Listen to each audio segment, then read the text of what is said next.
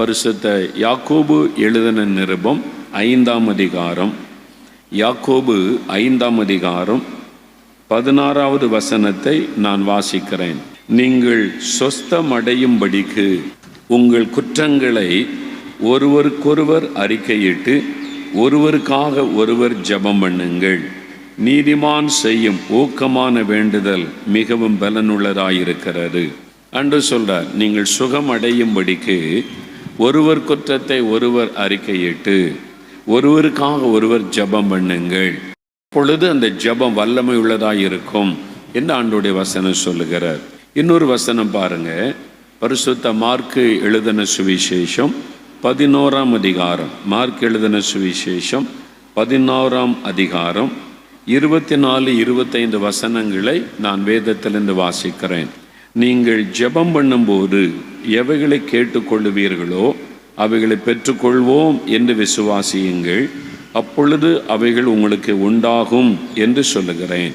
இயேசு சொல்றாரு, நீங்கள் ஜெபம் பண்ணும்போது, வேண்டுதல் செய்யும்போது என்ன வேண்டுதல் எதுக்காக வேண்டிக் கொள்ளுவீங்களோ அதை பெற்றுக்கொள்வோம் என்று விசுவாசிங்க.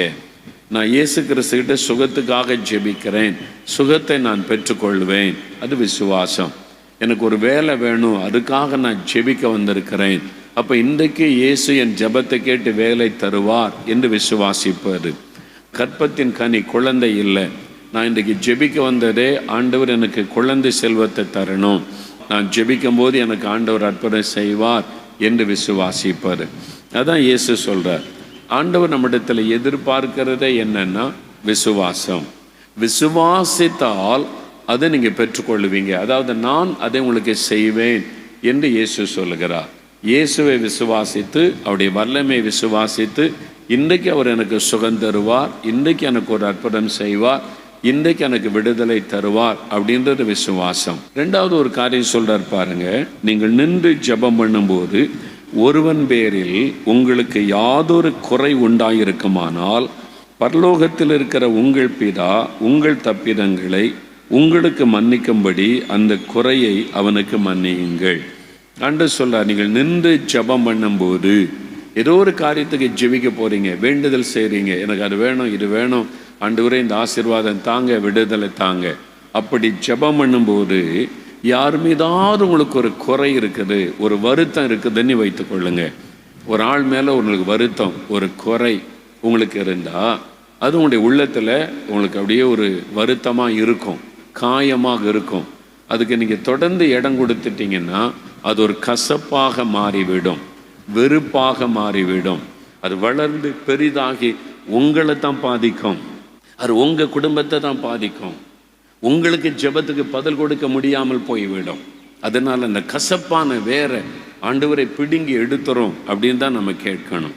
ஒரு வசனத்தை சொல்லி நான் ஜெபிக்க போகிறேன் பாருங்க. கொலைசியர் 3ஆம் அதிகாரம் 13-14 வசனம் நான் வேதத்திலிருந்து வாசிக்கிறேன், கவனமாக கேளுங்க. ஒருவரை ஒருவர் தாங்கி ஒருவர் பேரில் ஒருவருக்கு குறைபாடு உண்டானால் கிறிஸ்து உங்களுக்கு மன்னித்தது போல ஒருவருக்கொருவர் மன்னியுங்கள்.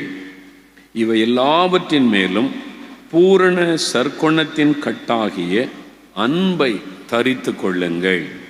ஆண்டவருடைய வசனம் என்ன சொல்லுது பார்த்தீங்களா? ஒருவருக்கொருவர் மன்னியுங்கள். ஒருவருக்கொருவர், யாரோ ஒருத்தர் உங்களுக்கு தீமை பண்ணிட்டாங்க, உங்களுக்கு நஷ்டம் உண்டாக்கிட்டாங்க, உங்களை அவமானப்படுத்திட்டாங்க, மன்னிங்க. ஒருவருக்கொருவர் மன்னியுங்கள். அப்படி மன்னிக்கணுமா? அடுத்தது பூரண சற்குணத்தின் கட்டாகிய அன்பை தரித்து கொள்ளுங்கள். நீங்க அன்பா இருக்கணும், அதான் ஆண்டவர் சொல்றார். நான் அன்பா இருக்கிற மாதிரி நீங்களும் அன்பா இருங்க. இயேசு அதான் சொல்றார், நான் எப்படி அன்பா இருக்கிறேன் அதே மாதிரி நீங்களும் அன்பா இருங்க. நீங்க என் பிள்ளைங்கள் தானே, நான் தகப்பன், அப்ப என்ன மாதிரி தானே நீங்க இருக்கணும் அப்படின்னு ஆண்டவர் சொல்லுகிறார்.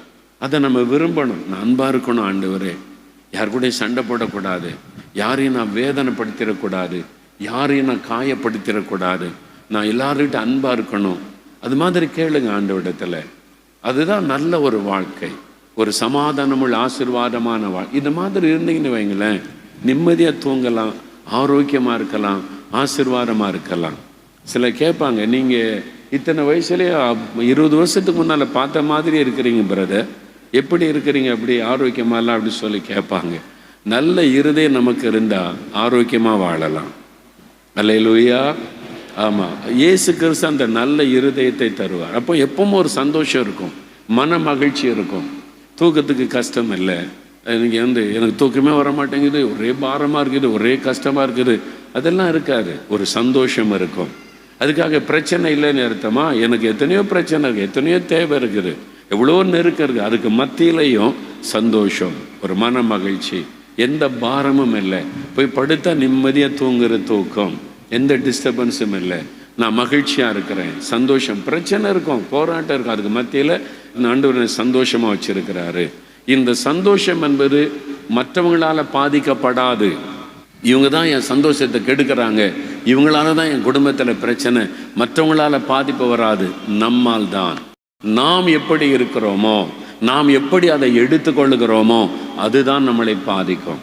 என்னை சுற்றி எத்தனையோ பிரச்சனை இருக்குது, எத்தனையோ போராட்டம் இருக்குது, எனக்கு தெரியும். எத்தனையோ மத தீவிரவாத அமைப்புகள் என்னை குறி வச்சுக்கிட்டு இருக்கிறாங்க, எனக்கு தெரியும். பேசுகிறாங்க, எழுதுகிறாங்க, நிறைய செய்தியில் அனுப்புகிறாங்க, பயங்கரமான வார்த்தைலாம் பயன்படுத்துகிறாங்க. எங்களை சுற்றிலும் எத்தனையோ தேவை, பிரச்சனை எல்லாமே இருக்குது. ஆனால் எனக்குள்ள இந்த பயம், கலக்கம் அது மாதிரி ஒன்றுமே இல்லை. சந்தோஷமாக இருக்கிறேன், மகிழ்ச்சியாக இருக்கிறேன். ஆண்டவர் சந்தோஷமாக வச்சிருக்கிறார். காரணம், ஆண்டவர் அவருடைய வார்த்தைக்கு நான் கீழ்ப்படி ஆயத்தமாக இருக்கிறேன். இயேசு சொல்லுகிறபடி என் வாழ்க்கையை நான் அமைத்து கொள்ளுகிறேன். அதனால் இயேசு என்னை எந்த பயமும் என் உள்ளத்தில் வர இடம் கொடுக்கல, எந்த ஒரு கலக்கமும் வர இடம் கொடுக்கல. என்னை சந்தோஷமாக இயேசு வைத்திருக்கிறார். ஒரு நிம்மதியான வாழ்க்கை எனக்கு தந்திருக்கிறார். அதுதான் ஆசீர்வாதம். அப்போ அந்த மாதிரி ஒரு நல்ல சுகம், ஒரு ஆசீர்வாதம் சரீரத்தில் உண்டாகணுமா? இந்த கசப்பான வேற பிடிங்கி எடுத்துருங்க. அது ஆண்டவர் தான் எடுக்க முடியும். ஆண்டவரே, இந்த கசப்பை எடுத்துருங்கப்பா, நான் மனப்பூர்வமாக மன்னிக்கிறேன். ஆண்டவரே, முதல்ல உங்களுடைய மனைவியை மன்னிங்க, உங்கள் கணவனை மன்னிங்க. உங்களுடைய கணவனையே குறித்த கசப்பே நிறைய பேருடைய உள்ளத்தில் இருக்குது. உங்கள் கணவனுக்கு சமைச்செல்லாம் கொடுக்குறீங்க, வீட்டில் தான் இருக்கிறீங்க. ஆனால் அவர் அப்படி போன உடனே பிள்ளைகிட்ட, அவங்க அப்பா இருக்கானே, அவன்கிட்ட யார் குப்பை கொட்டுறது? அவங்க உள்ளத்தில் கசப்பு வெளிப்படுது. அவர் நேரில் பார்க்கும்போது நல்ல வரன்னு பேசுகிறீங்க, அவருடைய போன உடனே சொந்த பிள்ளைகிட்ட கூட கணவனை குறை சொல்கிறீங்க. அது மாதிரி சில புருஷன்மார், உங்கள் அம்மா இருக்காள், அவளை கட்டிட்டு நான் படுற பாடு இருக்குது, மனைவி குறித்த வருத்தம் கசப்பு உள்ளத்துக்குள்ளே இருக்குது. அது மாதிரி தான் வீட்டுக்குள்ளேயே இருக்குது. அதனால குடும்பத்துள்ள சமாதானம் இல்லை, ஒரு நிம்மதி இல்லை. உங்கள் வீட்டுக்குள்ளே பிள்ளைகள், பெற்றோர், அந்த உறவுகள், மாமியார் மருமகள் உறவுகள், அந்த உரசல்கள், இதெல்லாம் உங்களுடைய சமாதானத்தை பாதிக்கும், ஆசீர்வாதத்தை பாதிக்கும். அதுக்கு பதிலாக ஏன் உங்களை தாழ்த்தக்கூடாது, ஏன் விட்டு கொடுக்கூடாது? நான் என்ன குறைஞ்சவளா? நான் சும்மாவா வந்தேன்? அப்போவே நான் 50 பவுன் நகை போட்டு வந்தேன் தெரியுமா? ஒரு பாட்டியம்மா சொல்கிறாங்க, ஒரு வயசான பாட்டியம்மா, 80 வயசு தாண்டிட்டு அவங்க சொல்கிறாங்க, நான் என்ன சும்மாவா வந்தேன்? அந்த காலத்திலே எனக்கு 100 பவுன் நகை போட்டாங்கல்ல. எந்த காலத்தில்? 50 வருஷத்துக்கு முன்னால், 60 வருஷத்துக்கு முன்னால் நகை போட்டதை இப்போ சொல்லி நானும் சும்மா வந்தேன், புருஷங்கிட்ட மாறு தட்டுறது. எப்படிலாம் பாருங்கள், பெருமை. இந்த மாதிரி பெருமையினால தான் நம்ம அழிந்து கொள்ளுக்கிறோம், அழிக்கப்பட்டு போகிறோம். எதுக்கு நமக்கு அதெல்லாம் தேவையா? எதுக்கு அந்த பெருமை எல்லாம்? நம்ம தாழ்த்தணும். பரவாயில்ல, மன்னிச்சிருங்க, நான் உன்கிட்ட மன்னிப்பு கேட்குறேன், ஏதாவது தப்பு செய்தால் மன்னிச்சிருங்க, அந்த கசப்புகளை உள்ளத்தை விட்டு எடுத்துருங்க. ஒரு சமயம் நான் அப்படி ஒரு மெசேஜ், ஒரு சில வருஷத்துக்கு முன்னால் ஒரு ஃபேமிலி, பல குடும்பங்கள் சேர்ந்து ஒன்றா வச்சுருந்தாங்க. அதில் இந்த மன்னிப்பை பற்றி பேசின உடனே ஒரு தாயார் வந்து என் கண்ணீரோடு சொன்னாங்க, ஐயா, இன்னைக்கு ஆண்டவர் என்கிட்ட பேசினார். என்னம்மா அப்படின்னு கேட்டேன். அவங்க நல்ல வயசானவங்க. என் மகன் என்னை திட்டிட்டு போயிட்டான், அதனால அவன்கிட்ட நான் பல வருஷமாக பேச மாட்டேன். என் மகன் என்னை திட்டிட்டு போயிட்டான் ஒரு கோபத்தில், பல வருஷமாக அவன்கிட்ட பேசவே மாட்டேன் நான். இவங்க ரட்சிக்கப்பட்டவங்க, நல்லா ஜெபிக்கிறவங்க, நல்ல ஒரு தாயார், மற்றபடி சாட்சியாக வாழ்கிறவங்க. அதனால் மகன் என்னை திட்டினதுனால பல வருஷமாக அவனை பேசவே மாட்டேன் நான். இன்னைக்கு ஆண்டவர் என்கிட்ட பேசினார், என்னை நான் தாழ்த்தினேன். என் மகன்கிட்ட போய் நான் மன்னிப்பு கேட்டு ஒப்புரவாக போகிறேன். மகன்கிட்ட பேசினார், பல வருஷமாக மூஞ்சி கொடுத்து பேச மாட்டாங்க. மகன்கிட்ட போய் கையை பிடிச்சி அழுதாருங்க. நான் எவ்வளோ நாள் உன்கிட்ட பேசாமல் இருந்துட்டேன், நான் உன்னை மன்னிக்காமல் இருந்துட்டேன், நான் உன்னை மன்னிச்சிடுறேன். அம்மா ஏதாவது தப்பு பண்ணியிருந்தேன் என்னை மன்னிச்சிரு. அந்த தாய் மகனுக்குள்ள உறவு பலப்பட்டு எவ்வளோ சந்தோஷம் தெரியுமா? அது செஞ்சு பாருங்களேன். அந்த எவ்வளோ பெரிய மகிழ்ச்சி. வைராக்கியத்தினால என்னங்க சந்தோஷம் வரப்போகுது? கோவப்பட்டு சண்டை போட்டு பிரிஞ்சிருக்கனால என்ன இப்போ பலன் வரப்போகுது? வீரம் தான் பேசிக்கணும். நான் சாதாரண ஆளா, நான் ஏன் போய் மன்னிப்பு கேட்கணும், நான் ஏன் அவன்கிட்ட பேசணும், என் குடும்பம் என்ன? அதனால என்ன நடக்க போகுது? உங்களை தாழ்த்தி மன்னிப்பு கேட்கும் போது இருக்கிற பெரிய மகிழ்ச்சி, அந்த தாய்க்கு மகனுக்குள்ள உறவு என் கண் முன்னால நிற்கிறார். அவ்வளோ சந்தோஷம். அந்த மகனுக்கு சந்தோஷம், அந்த மகனுடைய மனைவி பிள்ளைகளுக்கு சந்தோஷம். என் மாமியார் வந்து என் கணவர்கிட்ட பேசிட்டாங்க, பிள்ளைகளுக்கு சந்தோஷம். எங்கள் பாட்டியம்மா வந்து எங்கள் அப்பாட்ட பேசிட்டாங்க. எவ்வளோ சந்தோஷம் இருக்குது அதில். யோசித்து பாருங்க. சின்ன சின்ன காரியத்துக்கு பிடிவாதமாக முரட்டுத்தனம் பண்ணிக்கிட்டு அப்படி நம்ம இருக்கிறோம். அதனால நம்முடைய ஆசீர்வாதம் தான் தடைப்படுகிறார். நம்ம ஜெபிச்சா பதில் வர மாட்டேங்குது, அற்புதம் நடக்க மாட்டேங்குது, வியாதி சுகமாக மாட்டேங்குது. என்ன கசப்பு. ஆண்டவர் சொல்றார், நீங்க நின்று ஜெபம் பண்ணும்போது மன்னிச்சாதான் நான் உங்களுக்கு மன்னித்து அற்புதம் செய்வேன்னு ஆண்டவர் சொல்றார். பாருங்க, நான் வந்து 14 வயசுல இயேசு சுகமாக்கினார். 16வது வயசுல தான் நான் ரட்சிக்கப்பட்டேன். ஆண்டவர் என்கிட்ட பேசுகிறார். நான் என்ன பாவம் செய்துட்டேன்னு அப்போ நினச்சேன். நான் என்ன மதுபானமாக குடித்தேன், பீடி சிகரெட் எதுவுமே பிடிக்கிறது இல்லையே. ஆண்டவர் சொன்னார், உன் தாய் தகப்பனை நீ துக்கப்படுத்தி இருக்கிறாய்.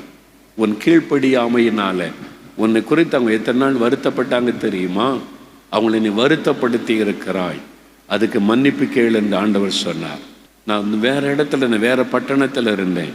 உடனே போய் மன்னிப்பு கேட்க முடியாது. கடிதம் எழுதினேன். எங்கள் அப்பா அம்மாவுக்கு நான் உங்களை கீழ்ப்படியாமல் நடந்திருக்கிறேன், உங்களை நான் வேதனைப்படுத்தி இருக்கிறேன், உங்களை நான் துக்கப்படுத்தி இருக்கிறேன், என் பாவத்தை மன்னிச்சிருங்க. ஆண்டவர் என் பாவத்தை உணர்த்தினார் என்று என் பெற்றோருக்கு நான் கடிதம் எழுதினேன். அவங்க இந்துக்களாக இருந்தாங்க. அவங்களுக்கு ஆச்சரியம், இப்படிலாம் கூட இயேசு செய்வாரா அப்படின்னு சொல்லி. அவங்களுக்கு ஆச்சரியம், மகன் மாறிட்டான், இயேசு மாற்றிட்டார்னு சொன்னாங்க. எனக்கு அன்பானவர்களே, என்னை தாழ்த்தினேன். உங்களை தாழ்த்துங்க. சிம்பிள் காரியம்தான், நம்ம கொஞ்சம் தாழ்த்தணும், அவ்வளோதான். இந்த பெருமை விட்டு கீழே இறங்கி தாழ்த்தி போய் யார்கிட்டயாவது ஆண்டவர் மன்னிப்பு கேட்க சொன்னால் மன்னிப்பு கேளுங்க, மன்னிக்க சொன்னால் மன்னிச்சிருங்க. ஆண்டவரே எனக்கு உதவி செய்யன்னு கேளுங்க, ஆண்டவர் உங்களுக்கு உதவி செய்வார். நீங்கள் செய்யும்போது சில சமயம் ஆப்போசிட்டாக பிசாசு கூட கிரியை செய்வான். எனக்கு ஒரு சகோதரனை தெரியும். இதே 4 மாவடியில் என் ஊழியத்தின் ஆரம்பத்தில் இந்த தம்பி ரட்சிக்கப்பட்டாங்க, ஒப்பு கொடுத்தாங்க. ரட்சிக்கப்பட்ட போது ஆண்டவர் பேசினார். அவங்க சொந்தத்துக்குள்ள, அவங்களுடைய அப்பாவுடைய அண்ணன் தம்பிக்குள்ள பகை, பல வருஷமாக பேச மாட்டாங்க, பக்கத்து வீடு பேச மாட்டாங்க. அவங்க என்கிட்ட வந்தாங்க.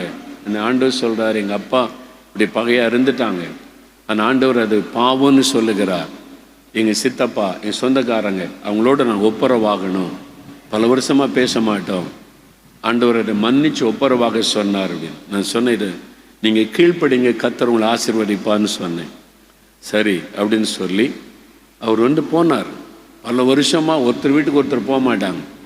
இந்த தம்பி போய் அவங்கள பார்த்து, அவங்க சொந்த சித்தப்பாவோ மாமான்னு நினைக்கிறேன், போய் சித்தப்பா ஸ்தோத்திரம் அப்படின்னு பேசினான். அவருக்கு கோவம் வந்துட்டு, அவரும் கிறிஸ்தவர் தான், கோவத்தில் எதுக்கு என் வீட்டுக்குள்ள அந்த வெளியே போடா அப்படின்னு தாறுமாறாக பேச சொன்னார். சித்தப்பா, ஏதோ உங்கள் பெரியவங்க காலத்தில் பகை வந்து விட்டார், இத்தனை வருஷம் பேசாமல் இருந்தோம், நாங்கள் என்ன பண்ணியிருந்தாலும் மன்னிச்சிருங்க, இயேசு மன்னிக்க தானே சொன்னார், நான் மன்னிப்பு கேட்குறேன், எங்கள் அப்பாவுக்காக நான் உங்கள்கிட்ட மன்னிப்பு கேட்குறேன், மன்னிச்சிருங்க, எங்களை மன்னிச்சு நம்ம அன்பாக இருப்போம். நான் மன்னிக்கலாம் முடியாது, வெளியே போ, எதுக்கு என் வீட்டுக்குள்ளே வந்தேன் அப்படின்னு அந்த ஆள் மன்னிக்கிற இருதுமே இல்லை, கிறிஸ்தவர் தான், வீட்டை விட்டு வெளியே அனுப்பினார். எனக்கு நல்லா தெரியும், நான் பக்கத்தில் தான் இருக்கிறேன். அப்போ வந்தாங்க, இது மாதிரி நான் என்னை தாழ்த்தி போய் மன்னிப்பு கேட்டேன், ஆனால் அவங்க மன்னிக்கலையே. உங்கள் பங்கை நீங்கள் கரெக்டாக செய்துட்டீங்க, கர்த்தர் உங்களை ஆசீர்வதிப்பார். ஆனால் அவங்களுக்கு தேவன் ஒரு வாய்ப்பு கொடுத்தார், மன்னிப்பதற்கு தேவன் ஒரு வாய்ப்பு கொடுத்தார். அதை அவங்க விட்டுட்டாங்க, ஆசீர்வாதத்தை இழந்து போனாங்கன்னு சொன்னேன். என் கண் காண இந்த வாலிபனை ஆசீர்வதித்து பெரிய பிஸ்னஸ் மேன் ஆக்கி கர்த்தர் உயர்த்தினார். அவங்க அந்த ஆசீர்வாதமே இல்லாமல் போய்விட்டார்கள், ஆசீர்வாதத்தை இழந்து போனாங்க. இந்த தம்பியை கர்த்தர் உயர்த்திட்டார், ஆசீர்வதித்து, கீழ்ப்படிந்ததுனால.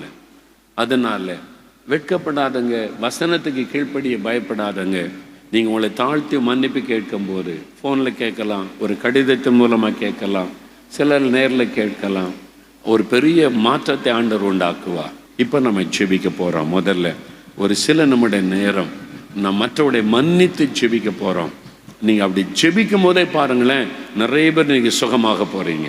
நீங்கள் மற்றவங்களை மன்னித்து மனப்பூர்வமாக ஜெபிக்கும் போதே உங்களுடைய சரீரத்தில் நோயெல்லாம் மறைய போகுது. கேன்சர் மறைஞ்சிரும், ஆஸ்துமா மறைஞ்சிரும், நோய்கள் மறைஞ்சிரும், நடக்க முடியாதுங்க நடக்க ஆரம்பிப்பீங்க, கட்டிகள் மறைஞ்சிரும், அற்புத சுகம் உண்டாகும். இன்னைக்கு சோதிச்சு பாருங்க. எல்லாரும் உடைய வலது கரத்தை இருதயத்தில் வைங்க. என் இருதயத்தில் இருக்கிற கசப்பை மாறணும். தேவனுடைய அன்பு என் உள்ளத்தில் ஊற்றப்படணும். நான் யாரையும் கசந்து கொள்ளக்கூடாது. யார் மேலேயும் வெறுப்பு எனக்கு வேண்டாம். யாரையும் நான் பகைக்க கூடாது. ஆண்டவரே, நான் சத்துருக்களை கூட நேசிக்கணும்.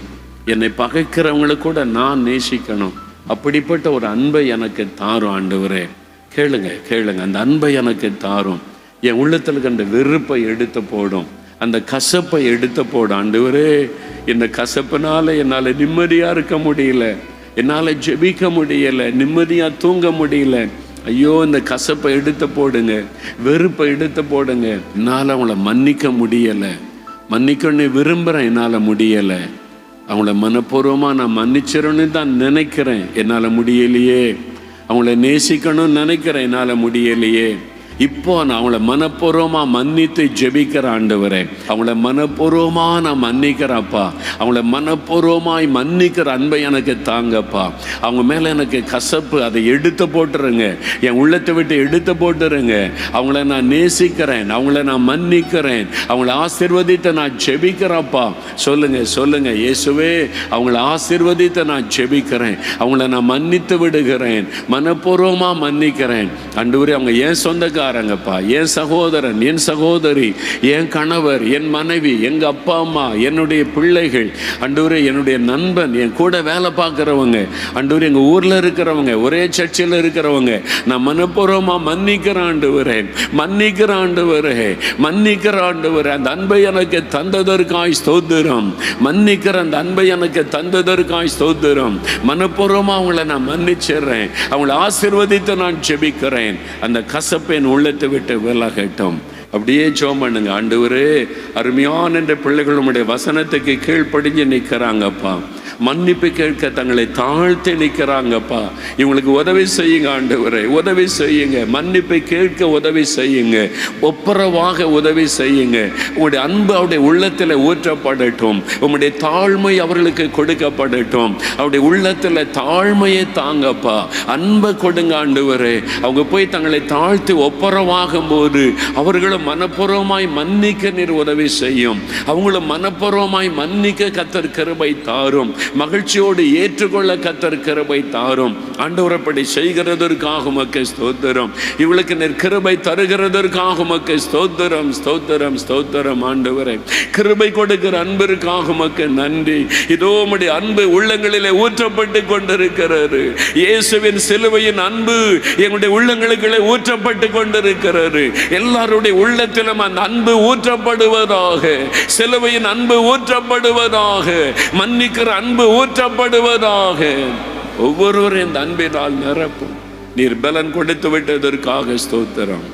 இப்போ உரிமையா நீங்க கேட்கலாம். நீங்க வசனத்துக்கு கீழ்ப்படிஞ்சு இருக்கிறீங்க. அப்பா, ஏசப்பா, எனக்கு குணமாக்குங்கப்பா, நான் உங்களுடைய பிள்ளை தானே, தைரியமா கேளுங்க, இனி பயப்படாதங்க. நீங்க வசனத்துக்கு கீழ்ப்படிஞ்சிட்டீங்க, அவர் சந்தோஷமா உங்களை பார்க்கிறார். ஏசப்பா, என்னை தொடுங்கப்பா, எனக்கு ஆசீர்வாதம் கொடுங்கப்பா, எனக்கு அற்புதம் செய்யுங்கப்பா. தைரியமா கேளுங்க. நீங்க கேளுங்க, அற்புதம் நடக்கும்.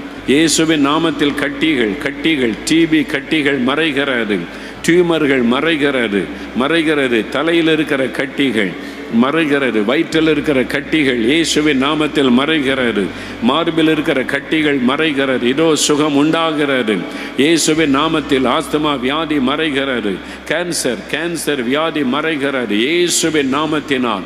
முழங்கால் வலி மாறுகிறது, நடக்க முடியாதவங்க எலும்பி நடக்க போறீங்க. இப்போ எலும்புகளுக்குள்ளே வல்லமை இறங்குகிறது. எலும்புகள், கை எலும்புகள், கால் எலும்புகளுக்குள்ளே வல்லமை இறங்குகிறது. கர்ப்பப்பையில் இயேசுவின் நாமத்தில் சுகம் உண்டாகிறது. இருக்கிறது. முதுகு தண்டில், முதுகு எலும்பில் சுகம் இயேசுவின் நாமத்தில். தலை முதல் கால் வரை இயேசுவின் நாமத்தில் சுகம். இயேசுவே தொடும், இயேசுவே தொடும், இயேசுவே தொடும். அப்பா, உம்முடைய பிள்ளைகளுக்காக நான் ஜெபிக்கிறேன்ப்பா. இயேசுவே, உம்முடைய வசனத்துக்கு பிள்ளைங்க கீழ்ப்படிஞ்சாங்க தானே, நீர் சொன்னபடி செய்ய ஒப்பு கொடுத்தாங்க தானப்பா.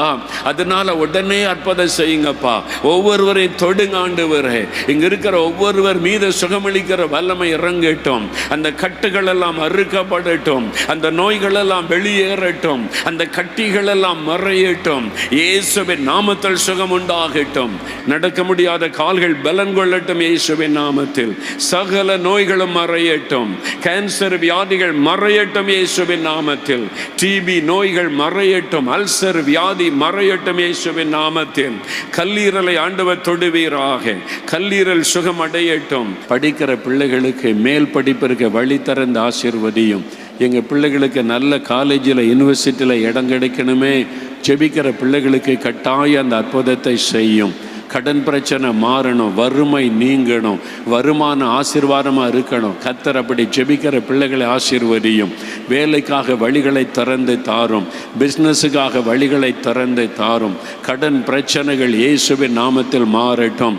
வீடு கட்டி கொடுப்பீராக. வீடு இல்லாத பிள்ளைகளுக்கு வீடு வாசலை உண்டாக்கி தாரும். என்னென்ன ஆசீர்வாதம் வேணும்னு கேட்குறாங்களோ இயேசுவின் நாமத்தில் அந்த ஆசீர்வாதம் உண்டாகட்டும். நன்மையான ஆசீர்வாதம் இயேசுவின் நாமத்தில் உண்டாகட்டும். கர்த்தர் கட்டாயம் பிள்ளைகளை ஆசீர்வதியும். இன்றைக்கு இந்த இடத்துல வேண்டிக் கொள்ளுகிற காரியத்தில் அற்புதம் நடப்பதாக. ஆசீர்வதிப்பீராக. பெற்றுக்கொண்டோம் என்று விசுவாசிக்கிறோம். எல்லாம் ஸ்தோத்திரம் பண்ணுங்க. ஆண்டவரே, நான் பெற்றுக்கொண்டேன். இயேசுவே, நான் பெற்றுக்கொண்டேன். என்னை ஆசீர்வதித்ததற்காக ஸ்தோத்திரம். இயேசுவின் நாமத்தில் ஜெபிக்கிறோம் பிதாவே. ஆமென்.